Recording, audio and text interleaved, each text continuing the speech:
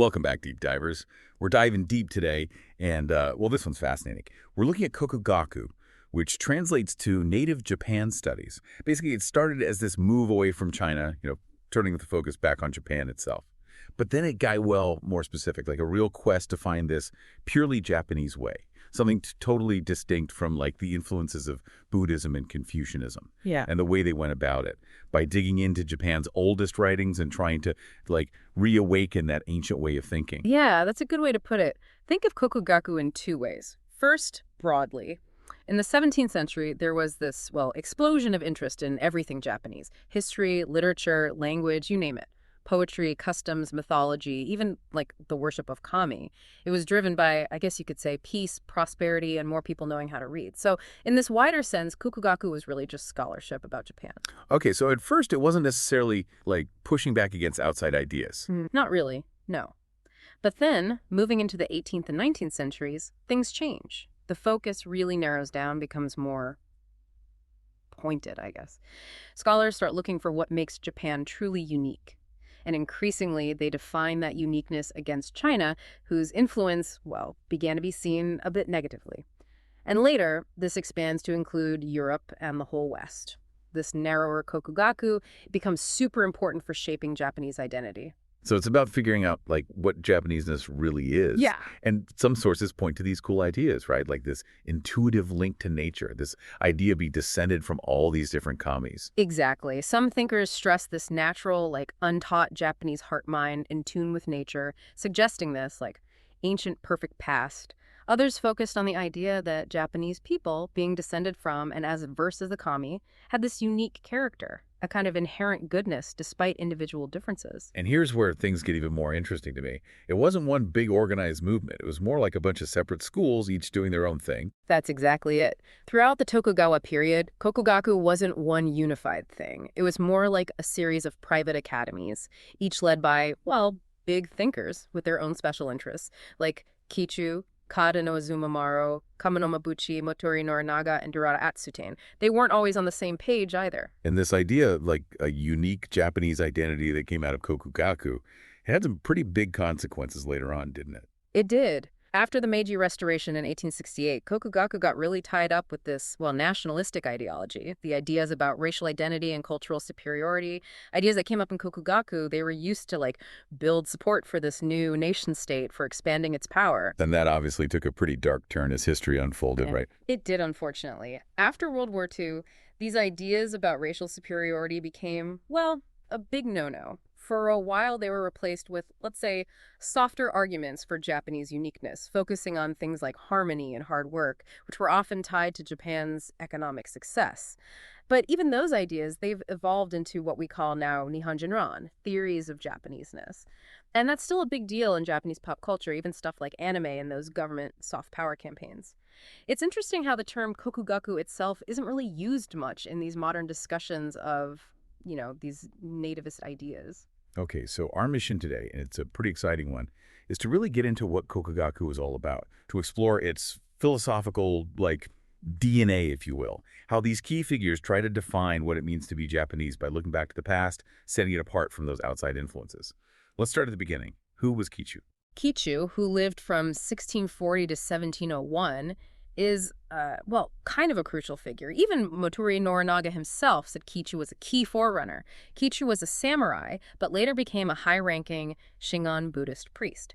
Fascinating thing is, he got really deep into the Mamishu, this 8th century collection of poetry. Back then, most of these ancient poems were, like, impossible to understand because of how they were written down. So he was like this language detective trying to crack the code of these old verses. Right. He was asked to write a commentary on them, and his approach was, well, revolutionary. He used historical linguistics, the study of how language changes over time, to analyze it, trying to understand how it developed. And that's what he's most famous for, this philological analysis, this careful study of language in old texts. The big thing here is that Kichu was one of the first to use language analysis to understand history, going beyond just interpretation. And this language analysis, it connected to the big goals of Kokugaku in some pretty important ways, right? Like his reverence for waka poetry and how he understood the past. Exactly. First, Keichu had this deep respect for waka. These 31-syllable poems, they were traditionally seen as divinely inspired, almost beyond human understanding. Keichu, he really felt that. Second, his philology was so advanced. It was this blend of, well, really rigorous analysis, but also an intuitive understanding of the text. Some scholars even thought his earlier study of Sanskrit and his Buddhist training might have helped him with that. And third, he portrayed this pre-Buddhist, pre-Confucian past as a land of the kami, a shinkoku, this simple, self-sufficient existence rooted in this native way. You mentioned this quote from Kichu about Japan putting kami before humans. It really shows his perspective. It does. In his commentary on the Manyushu, he said that Japan is the land of the kami, and that historically, in their records and their government, they always prioritize the kami, putting humans second. He also pointed out that in ancient times, Japan was ruled by Shinto alone. There weren't any complex philosophical systems like in China with their Confucian and Buddhist texts. So already Kichu is drawing this line between a pure native Japanese way focused on the divine and these intellectual traditions from the mainland. And his work went beyond the Manyushu, right? He studied other poems and early prose, too. Right. Later, after retiring from his priestly duties, Kichu wrote some important studies on other big Japanese poetry collections, treatises on the old Japanese language, and analyses of the growing body of literature and historical prose. All of this, it was laying the groundwork for things that would become central to later Kokugaku academies. So Kichu's work with language was a big step in that quest to understand Japan's authentic past, through their own words. Next up is Kada no Zumaro. What did he bring to the table? Kada no Azumamaro, who lived from 1666 to 1736, he built on Kichu's focus on ancient texts, but brought a strong Shinto perspective to this new field of, native studies. He came from a Shinto background near the Inari Shrine south of Kyoto. He moved to Edo in 1700 and started giving lectures on Shinto. He quickly became known as an expert in, well, all things ancient. He seemed to be inspired by the success of Confucian academies, like the ones run by Ituji Jinsai in Kyoto and the Hayashi family in Edo. He wanted to start his own school focused on Japanese studies. So he had this vision of making this new field of study into something more organized. He did. When he returned to Fushimi in 1713, he started writing about all sorts of things that would later be central to the Kokugaku curriculum. Commentaries on classic prose and poetry, studies of ancient history, things like the Nihon Shoki. He wrote about historical linguistics and just general research into old stuff. But Shinto was always at the heart of it all. And his main goal with Shinto was it to get rid of those foreign influences that had built up over time. Exactly. Azumamaro focused on the oldest Shinto texts, trying to separate the Shinto of his time from centuries of what we call syncretism, the blending of different religious ideas. And he wanted to get rid of the more recent Confucian interpretations, too. He was a strong advocate for Shinto, for its connection to the Japanese monarchy. He saw it as the true native way, the essence of Japaneseness, the key to Japan's historical stability. There are a few key things that Azumaro is known for, right? Definitely. First, he made Shinto a core part of these native studies. He really championed the method of historical linguistics, taking what Kichu started and running with it. He made a clear distinction between Japanese studies and Chinese studies, almost like setting them against each other. He was super important in the development of these nativist academies, and his students, some of them became really influential and carried on his work. He even tried to get official support for a Kokugaku school, right? There's this petition to the Bakufu. Yeah, in 1728, Azumamaro sent this petition to the Tokugawa shogunate, asking them to formally establish a Kokugaku school. It didn't happen right away, but it's still a really important document. It lays out the aims of Kokugaku in a really clear way. It shows what Azumamaro was trying to do. He complained about how ignorant Confucian scholars were about Japanese learning, about how these foreign doctrines were spreading, and he stressed how important it was to revive ancient knowledge through studying language. He argued that if you don't understand the old words, the old meanings, then the real ancient learning, the way of the former kings, would be lost. That petition really gets at the heart of early Kokugaku. And it seems like after Azumamaro died, the center of all this moved east, to Edo. You got it. After Azumaro passed away in 1736, his work was already being represented in Edo by his adopted son, Kada Arimaro, and then another student, Kamono Mabuchi, joined Arimaro in Edo.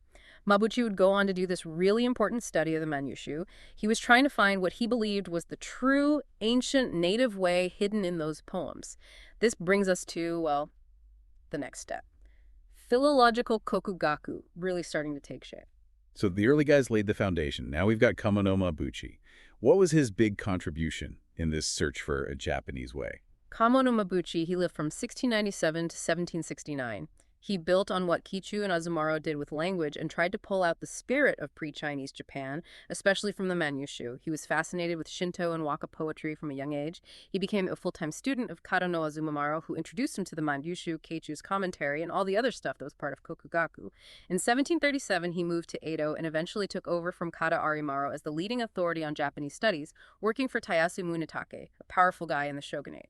So it sounds like Mabuchi really zeroed in on the Manyushu as like the key to understanding the essence of Japan before any Chinese influence. Exactly. Mabuchi believed that studying the Manyushu could reveal the true words and spirit, the kokoro, of Japan, before it was, well, in his view, corrupted by Chinese influence during the Nara period.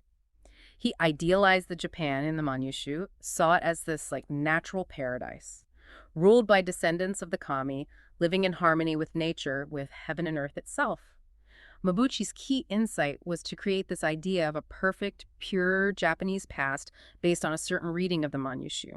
It's this idealized golden age that he used to judge the present. There's a beautiful quote about this peaceful period and the beauty of literature. Yeah, Mabuchi wrote about this era from the time the court was at Shus up to the Fujiwara period.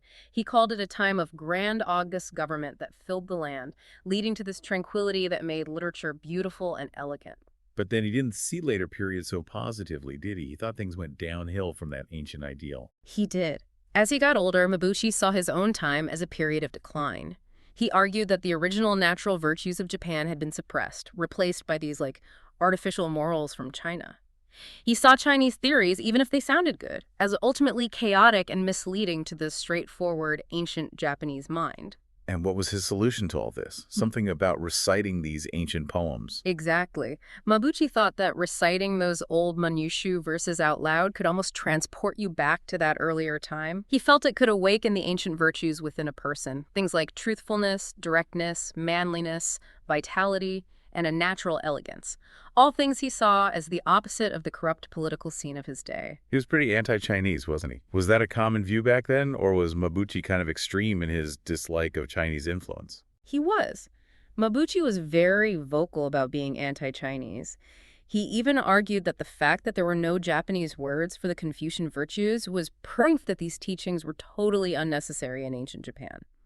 He thought back then life had this natural moral order, just from being in tune with nature. Now, not everyone agreed with him so strongly, but this idea of Japaneseness as something distinct from and even opposed to Chinese influence was definitely growing in Kokugaku circles. Clearly, his ideas struck a chord with some people.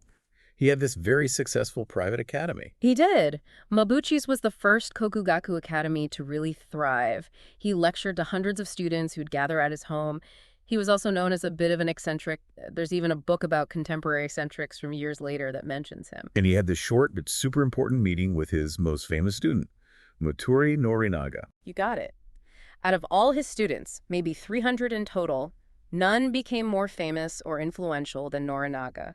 And yet, they only met once. One evening in 1763, when Mabuchi happened to stay overnight in Matsusaka while on a trip, that short meeting, it ended up being hugely important. Which brings us to Moturi Norinaga, who's often seen as the most important thinker in Kokugaku. What were his biggest contributions to this search for a uniquely Japanese way, especially from a philosophical point of view? Mabuchi, he focused on the spirit of ancient Japan in the Manyushu. But his student, Moturi Norinaga, who lived from 1730 to 1801, he took this idea of a native way in a more religious direction, centered on the kami and the kojiki.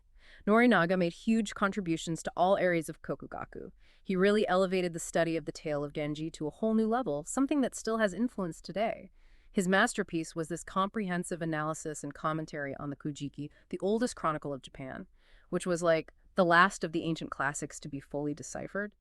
And maybe most importantly for the whole movement, he used his analysis of the Kojiki to create his own version of Shinto, which he called Kami no Michi, the way of the kami. He said it was the original, authentic Japanese way. The key thing that Norinaga brought was this idea of valuing the emotional impact of literature, not just its morals. It changed how people understood the tale of Genji. So he tackled both literary criticism and ancient religious texts. Let's start with the tale of Genji. He was big on this idea of mono nowhere, right? Right. Norinaga applied this idea of mono no aware, the sadness or pity of things. Think of it like that feeling you get when you see cherry blossoms fall. So beautiful but temporary to the tale of Genji, and also to the waka poems in the Shinko Kinshu collection. This was different from his teacher, Mabuchi, who dismissed these works as too feminine, too artificial compared to the natural masculinity of the Manjushu. Norinaga argued that the tale of Genji was a realistic depiction of how strong emotions are present in all of life's big moments. He believed that's why the novel had such power to move readers. It invited them to, step into that 10th century world and feel it, not just look for moral lessons. So for Norinaga, literature was valuable for its emotional impact, not just how well it followed Confucian morals. Yeah, basically. Norinaga overturned centuries of Buddhist-influenced criticism that had criticized the novel for not being explicitly moral, for not praising good and condemning evil. He said, the novel wasn't trying to preach. It was just a story about human life that focused on the awareness of the sorrow that comes with being human, putting aside the whole good and bad thing. This opened up a much more modern way of looking at literature. And he had a similar take on the poems in the Shinkokushu, right? He focused on their elegance. He did. Norinaga loved the Miyabyaka, the elegance and refinement of those poems. He explained that this beauty came from the poets being able to detach from their personal lives and, through their skill, capture the essence of mono no aware in those short 31-syllable poems. This appreciation for the art of poetry also shifted how people saw waka, away from the cosmic significance Mabuchi had given to the oldest verses in the Manyushu. Okay, let's dive into his work on the Kojiki. He saw it as this true book that revealed the original way of the kami. This is where Kokugaku starts to look a lot like a revival of Shinto, right? It does. Norinaga believed deeply that the Kojiki was a Makoto no Fumi, a true book. He thought it revealed the authentic, native way of Japan, a way created not by humans, like those Chinese systems, but by the kami themselves. He believed they were ultimately responsible for everything humans do. Because of this central role of the kami in Norinaga's thought about a native Japanese way, Kokugaku is sometimes called a Shinto revival. And his definition of kami was really broad, wasn't it? Right. Did that cause any controversy with other scholars at the time? It was incredibly broad. Norinaga's definition of kami, a term that had always been kind of hard to pin down, was more complete than any before him, and it's been very influential. He said that kami mainly refers to the deities of heaven and earth in the old records and the spirits that are worshipped at shrines, but then he went on to say it also includes birds, beasts, trees, plants, seas, mountains. Basically anything that was unusual, powerful, or inspiring. Even evil and mysterious things, if they were extraordinary and scary, could be called kami.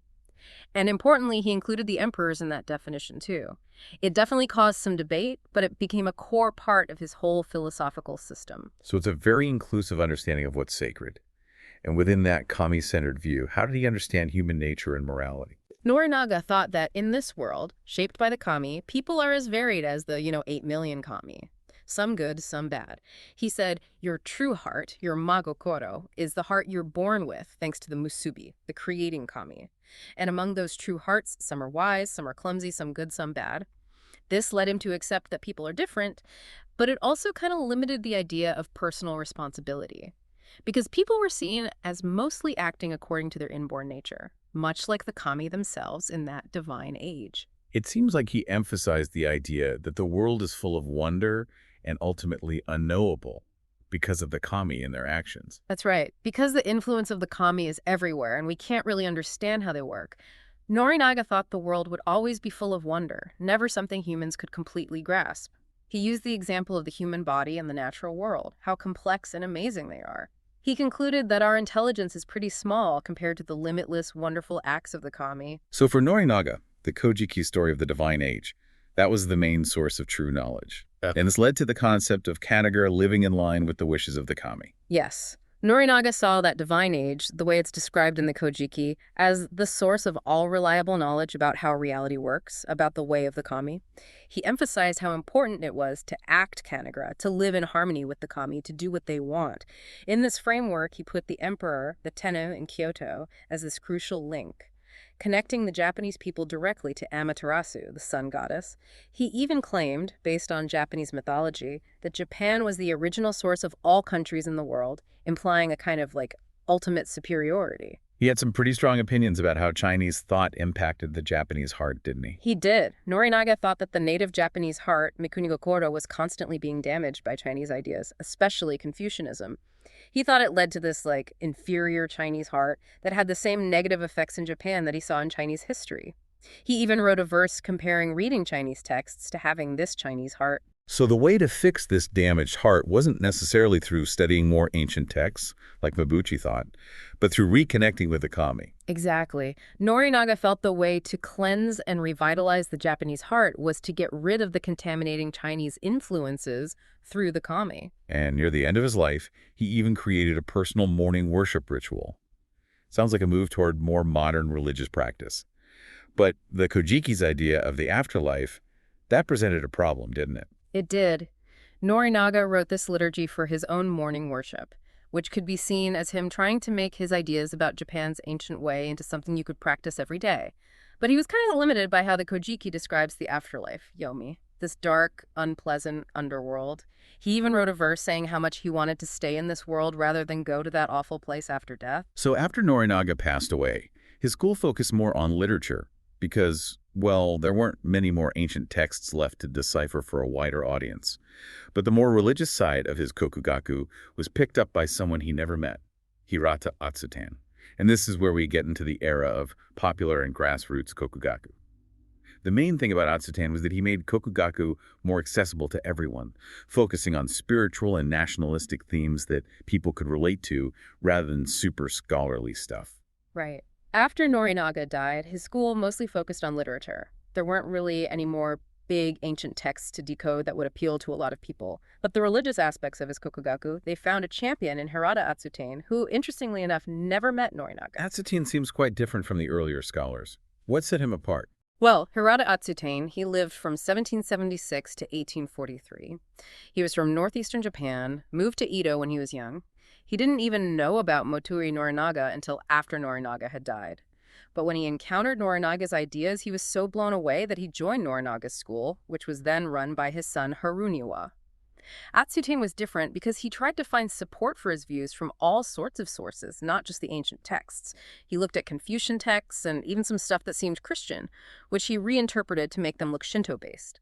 He even talked to people who claimed to have out-of-body experiences and supernatural encounters to back up his beliefs. So he wasn't so focused on analyzing texts, but more on building this big, almost cosmic worldview. That's a good way to put it. Atsutain's goal was to make Shinto universal. He called his version True Shinto, Makoto no Shinto, and presented it as the original source of all other religions, which he saw as inferior.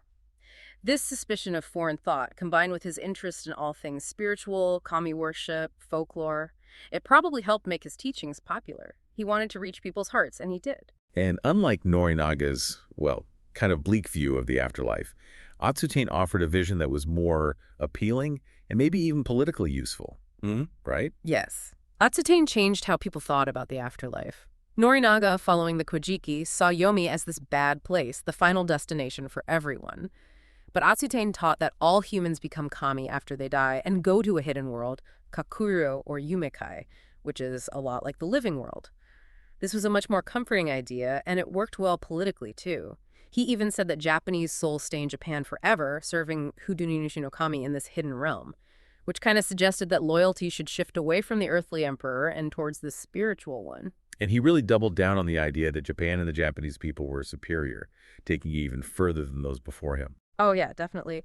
Atsutain kept saying that Japan and its people were inherently better than everyone else.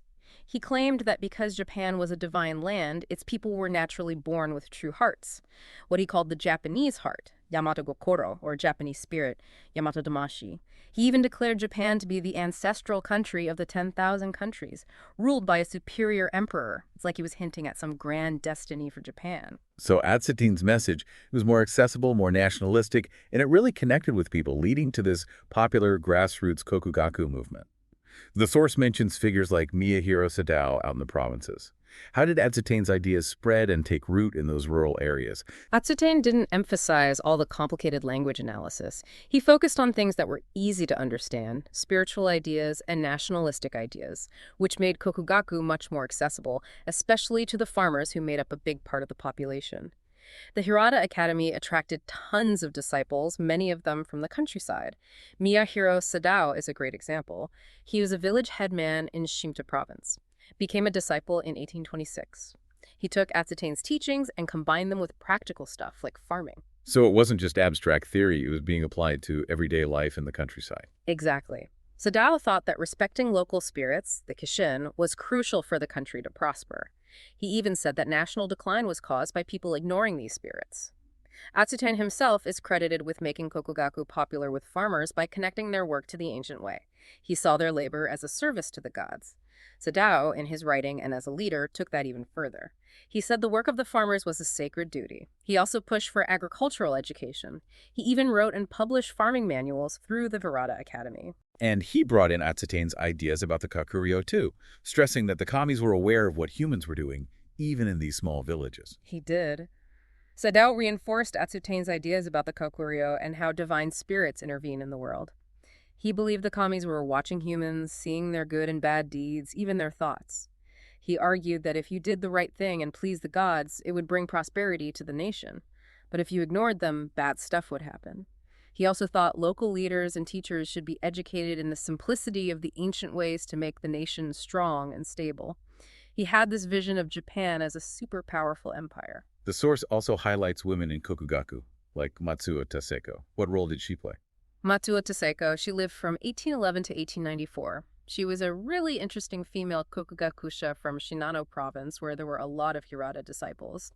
Even though the Hirata Academy didn't have as many women as other Kokugaku schools, Taseko was well educated in the classics and poetry, and she became very involved in the politics of the late Tokugawa period and the Meiji Restoration. And she used her poetry to express her political views, especially her loyalty to the emperor. Definitely. Taseko used her waka poems to express her strong loyalty to the imperial court and the whole idea of restoring the emperor's power. Her verses were full of patriotism and respect for those who served the emperor, even those who died for him. She admired these loyal figures from history and was frustrated that, as a woman, she couldn't directly serve the emperor in the same way. Even though the Hirata Academy didn't have many women, Taseko's involvement shows that it did offer some women the chance to engage with important political people and express their opinions. We also hear about Hirata disciples in the Northeast who were particularly interested in the spirit world. Yeah, up in the Suguru region, guys like Hiro Rosen and Surya Aryo, they were really drawn to Atsutane's teachings about the Kakuryo. Rosen, in his book New Treatise on the Spirit Realm, used Atsutane's ideas to explain weird events in his community. He said things like seeing ghosts were actually souls, and that natural phenomena like thunder were caused by deities. Aryo, through his waka and his book Enjoyment Visible and Invisible, also emphasized how spirits governed human lives and the land. He said people should revere them both in life and after death. And how did these regional Kokugaku groups react to the Meiji Restoration, this huge upheaval? The Tsugaru group, for instance, they experienced all the political chaos of the Restoration firsthand. They even fought in the Boshin War. They honored the imperial soldiers who died, and in those early Meiji years, they kept studying Kokugaku and engaging with this new era. They were involved in religious reforms while also trying to deal with all the rapid changes in society. Finally, we come to Yano Gendu and his vision for the Meiji Restoration. Yano Gendu, also known as Haramichi, was really excited about the Meiji Restoration. He wanted to see the old Japanese institutions and rites come back as a key part of this new modern society. In his big book, Humble Petition of a Fool, he argued for a restoration of imperial government based on traditional rights, benevolent rule, and the emperor's authority. He got these ideas from Japanese classics, Kokugaku writings, and even some Chinese and Western texts. He had concrete proposals for the new government, right? Yeah. He was trying to make these ancient ideals a reality in modern times. He did. He suggested setting up a university within the palace and bringing back the Daijusai ceremony, which is a really important enthronement ritual for the emperor. But he became more and more disillusioned as the Meiji government adopted more Western ideas. This led to the suppression of the more radical Hirata followers.